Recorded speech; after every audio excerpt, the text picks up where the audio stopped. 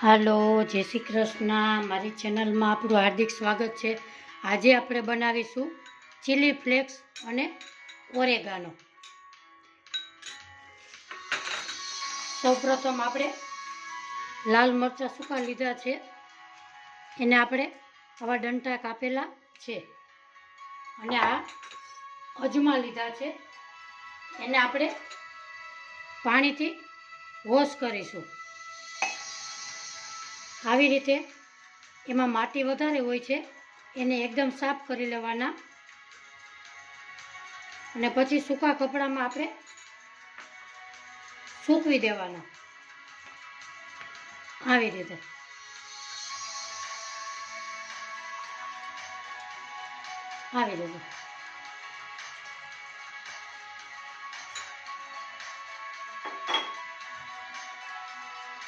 હવે આપણે chilli flakes પહેલાં કરશું. આપણે એક પેન લીધી છે, ગેસ ચાલુ કરેલો છે, એમાં આપણે સૂકા મરચાં રોસ્ટ કરીશું.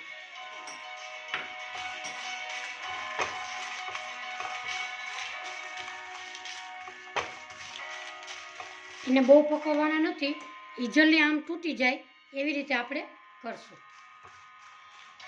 ગેસ ધીમો રાખશું.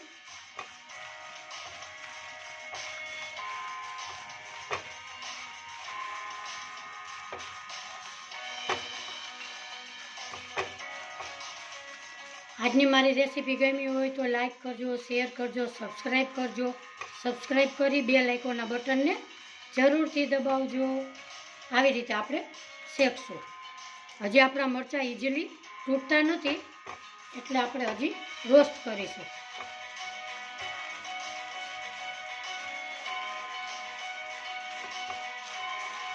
આવી રીતે ધીમે ધીમે આપણે શેકતા રહીશું.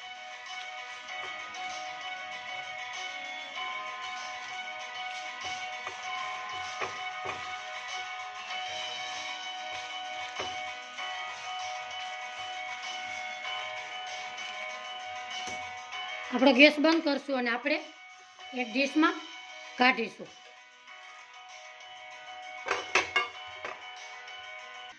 આપણે અહીંયા મિક્સર જાર લીધેલું છે, એમાં આપણે નાખીશું.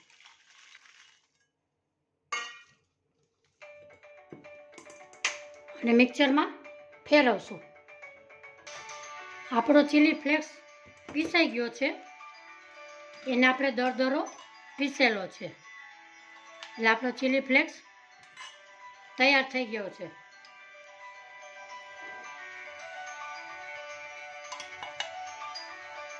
આવી રીતે આપણો ચીલી ફ્લેક્સ તૈયાર થઈ ગયો છે. હવે આપણે બનાવીશું ઓરેગાનો. ઓરેગાનો બનાવવા માટે મેં અહીંયા એક પેન લીધેલી છે, એમાં આપણે અજમાના પાન છે એ આવી રીતે પાથરશું. એને આપણે ધીમો ગેસ રાખવાનો છે, ફાસ્ટ કરવાનો નથી. આ અજમા છોકરાઓને શરદી થઈ તો એ ઉપયોગમાં આવે છે. તમને ગુમડું થયું હોય તો એમાં શેકી અને બાંધી શકાય છે, એટલે અજમાનો ઉપયોગ ઘણી જગ્યાએ થાય છે. આવી રીતે આપણે ધીમો ગેસ રાખશું અને એને ધીમે ધીમે પલટાવતા જશું.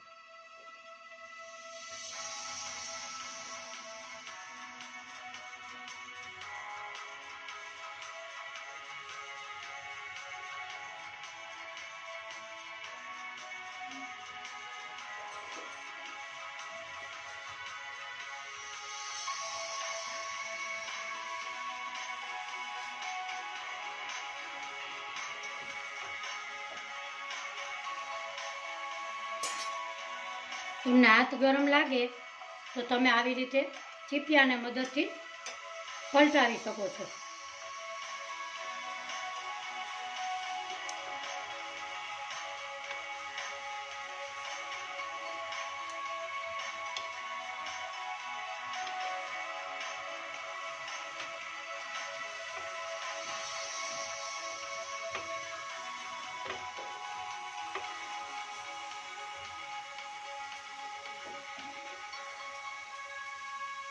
બાળકોને શરદી થઈ હોય તો અજમાનો રસ અને ગોળ એ જરાક તમે ઉમેરી અને બાળકોને પાવ તો શરદી એકદમ મટી જાય છે.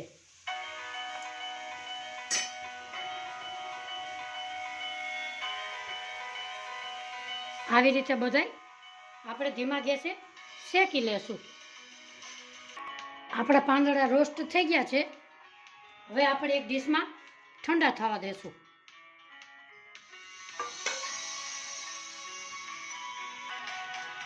આપણા અજમાના પાંદડા છે એ ઠરી ગયા છે. હવે આપણે એક બાઉલમાં કાઢશું. આવી રીતે આપણે હાથની મદદથી જ આપણે ભૂકો કરી શકીએ છીએ.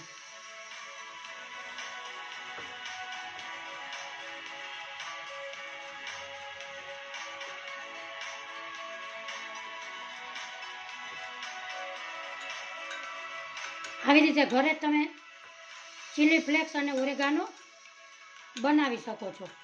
આજની મારી રેસીપી ગમી હોય તો લાઈક કરજો, શેર કરજો, સબસ્ક્રાઈબ કરજો. ફરી મળીશું નવા વિડીયોમાં. આવજો, બાય.